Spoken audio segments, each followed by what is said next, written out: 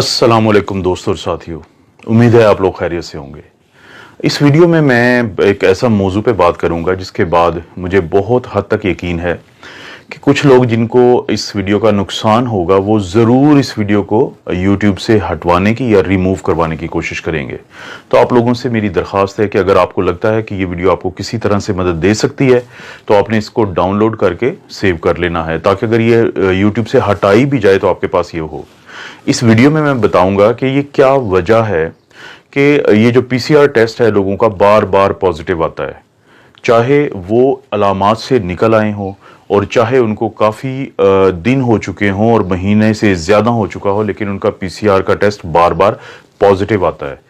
और वो क्या एक ऐसी बात छुपाते हैं लैब वाले जिसके पता चलने से आपके अंदर का डर और खौफ ख़त्म हो सकता है।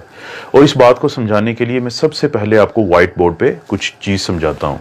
जी दोस्तों, जिस बारे में मैं बात करना चाहता हूँ उसको समझने के लिए सबसे पहले ये स्ट्रक्चर को देखें। ये है कोरोना वायरस। इसकी ये जो बाहर रेड कलर की ये नज़र आ रही हैं, इसको हम कहते हैं स्पाइक प्रोटीन। और ये वही प्रोटीन है जिसकी मदद से ये वायरस हमारे जिस्म में दाखिल होता है। और ये है लिपिड की बाइलेयर, ये है इसकी होल जिसको आप कह सकते हैं, शेल कह सकते हैं।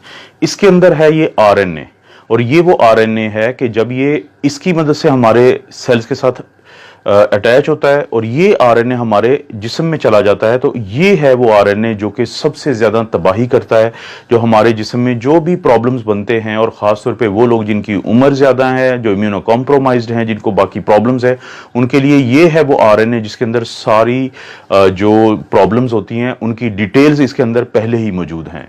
अब जैसे ही ये वायरस हमारे जिस्म में दाखिल होता है और हमला आवर होता है, तो हमारे जिस्म का इम्यून सिस्टम, जिसकी हम बहुत ज़्यादा बातें करते हैं, वो एक्टिवेट हो जाता है। ये हमारा दिफाई निज़ाम है, और ये इम्यून सिस्टम इस वायरस के मुकाबले में एक आर्मी तैयार करता है जिसको हम कहते हैं एंटीबॉडीज़। शुरू में वो पहले 10 दिन में एंटीबॉडी बनाता है जिसको हम कहते हैं आईजीएम, और 10 से 12 दिन के बाद वो बनाता है इम्यूनोग्लोबुलिन जी इस वायरस के खिलाफ। अब जैसे ही हमारा इम्यून सिस्टम, दिफाई निज़ाम एंटीबॉडीज़ बनाता है, इम्यूनोग्लोबुलिन एम और इम्यूनोग्लोबुलिन जी, वो हमला आवर होती हैं इस वायरस के ऊपर। अब वो फौरी तौर पर इस वायरस को तोड़ देती हैं इसके मुख्तलिफ हिस्सों में। अगर आप यहाँ पे गौर करें कि जैसे ही ये वायरस हमारे जिस्म में एंटर हुआ और इसने कोशिश की कि वो इस आरएनए को हमारे सेल में भेजे ताकि ये हमें नुकसान पहुंचा सके, तो फौरी तौर पे हमारा दिफाई निज़ाम इसके ऊपर हमलावर होता है और इसको मुख्तलिफ हिस्सों में तोड़ देता है। जैसे ये है इसका आरएनए जो ग्रीन कलर का है, ये ब्लैक कलर की इसकी लिपिड बाइलेयर है, उसको भी वो छोटे छोटे हिस्सों में तोड़ देता है। और इसकी स्पाइक जो प्रोटीन है जो वायरस ने इस्तेमाल की थी हमारे सेल के अंदर दाखिल होने के लिए, उनको भी अलहदा अलहदा कर देता है। अब ख़वातीनो हज़रात, इंतहाई अहम बात मैं आपको बताने लगा हूं, वो ये है कि जब ये वायरस पूरा एक होल होता है, पूरी एक स्ट्रक्चर होता है, तो ये हमारे जिस्म के लिए इंतहाई ख़तरनाक है इसका ये आरएनए। लेकिन जब हमारा दिफाई निज़ाम इसको तोड़ देता है हिस्सों में, तो फिर ये बिल्कुल भी खतरनाक नहीं होता।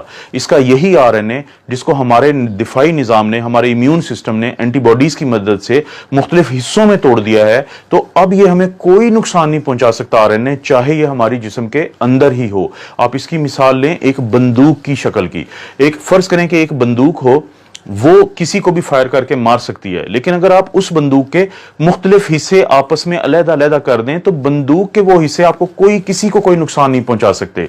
तो यही मिसाल है इस वायरस की, जिसको हमारा दिफाई निज़ाम जब तोड़ देता है तो इसके ये मुख्तलिफ हिस्से मौजूद होने के बावजूद हमें कोई नुकसान नहीं पहुंचा सकते।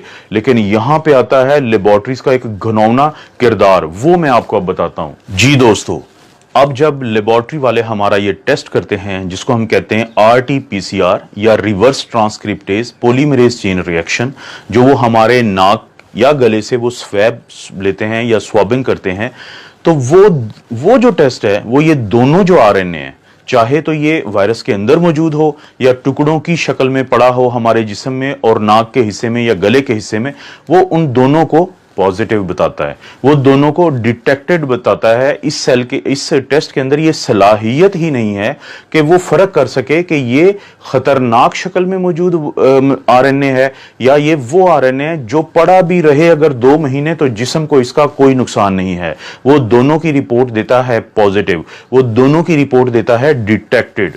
जी दोस्तों, तो आपने देखा कि अब आपको ये पता चला होगा कि क्यों आपका पीसीआर टेस्ट इसके बावजूद कि आपकी अलामात ठीक हो चुकी हैं और बार बार पॉजिटिव आ रहा है। अब मैं लेबॉर्ट्री वालों की बदनीयती की बात सिर्फ एक खास वजह से कर रहा हूं।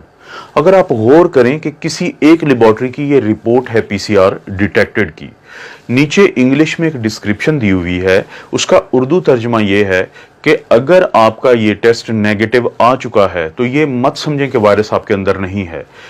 इसकी ये वजह भी हो सकती है कि हमने टेस्ट प्रॉपर ना लिया हो, आपका स्वेबिंग ठीक ना की हो, हमारी किट का भी प्रॉब्लम हो सकता है, और ये भी प्रॉब्लम हो सकता है कि वायरस आपके नीचे बैठा हो हिस्सों में और ऊपर ना बैठा हो।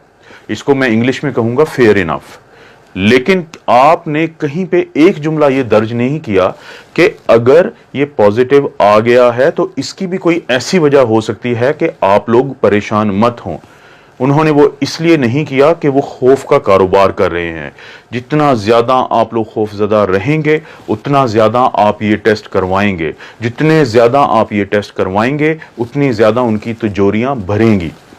अभी वो अरबों पाकिस्तानी रुपीस कमा चुके हैं इस पीसीआर टेस्ट के ऊपर। उनको पता है कि जब तक लोग खौफजदा हैं वो इस कारोबार में फायदे में हैं।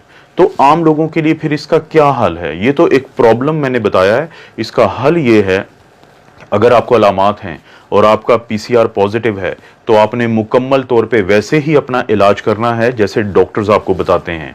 लेकिन अगर आपकी अलामात ठीक हो चुकी हैं तो इस चीज़ के चांसेस हैं कि ये वायरस मर चुका है और टुकड़ों टुकड़ों में पड़ा है। और अगर आपका पीसीआर पॉजिटिव भी आता रहता है अलामात जाने के बावजूद, तो आपको परेशान होने की ज़रूरत नहीं है।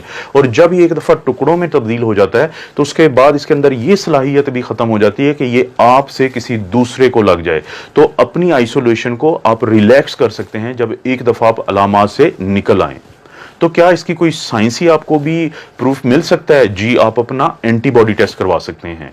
अगर आप अपना एंटीबॉडी टेस्ट करवाएं, जो मैंने एक दिन पहले मिसाल दी थी और मैं ये दोबारा दिखा रहा हूं कि एक दोस्त हैं जिनका इम्यूनोग्लोबुलिन जी बहुत स्ट्रांगली पॉजिटिव आ रहा है, लेकिन इसके 2 दिन के बाद भी जब उन्होंने अपना पीसीआर का टेस्ट करवाया तो वो उन्होंने पॉजिटिव दिया। और वो शख्स जो इससे सेहतयाब हो रहे हैं वो ज़हनी तौर पे इंतहाई टेंशन में चले गए एक बार फिर कि उनका टेस्ट पॉजिटिव है। तो मेरी आप लोगों से दरख्वास्त है कि अगर आपको लगता है कि ये वीडियो आपको किसी भी तरह से हेल्प कर सकती है, आप इसको सेव करें डाउनलोड करके, आप इसको लाइक करें और अपने दोस्तों के साथ शेयर करें कि हो सकता है किसी एक को इस वीडियो का फ़ायदा हो जाए। और अब आपको समझ आ चुकी होगी कि मैंने आपको क्यों कहा है कि कुछ लोग बहुत तेज़ी से कोशिश करेंगे कि हर सूरत इस वीडियो को रिमूव करवाया जाए। आप अपना और अपनी फैमिलीज़ का ख्याल रखें। अल्लाह ताला आपको और आपकी फैमिली को हर किस्म की आजमाइश, बुराई और बीमारी से बचाए।